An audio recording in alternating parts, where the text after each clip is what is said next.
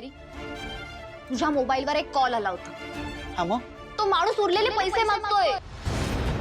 हे सगळं काय आहे?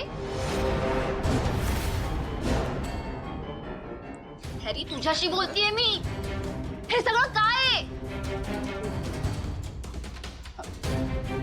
तू नको रे टेन्शन घेऊस अजिबात।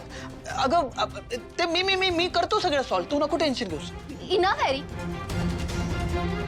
बस कर आता। काय चालवलंयस हे?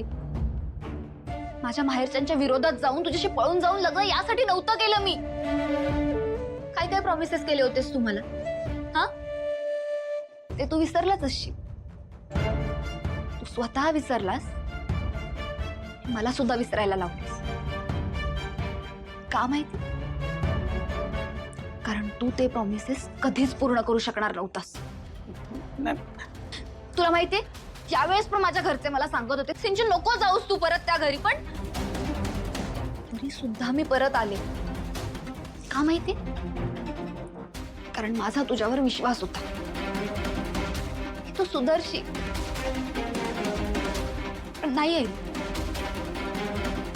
तू कधीच नाही सुधरू शकत। आणि अगं तू हे काय बोलतेस?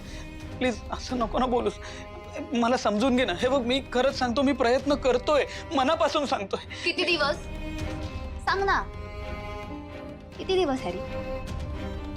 किती दिवस तू अजून खोटं बोलशील? बस कर आता, कंटाळले मी तुझ्या खोटं बोलण्याला। एकतर या घराने माझं डोकं उठवलंय। पण लक्षात ठेवा, इथून पुढे मी जे बोलेन ना तेच तू करायचं, समजलं? हो समजलं। इथून पुढे तू म्हणशील तेच मी करेन, खरंच सांगतो। हात नको लावूस मला। हे सगळं वागणं बघायला परत नाही आले मी या घरी।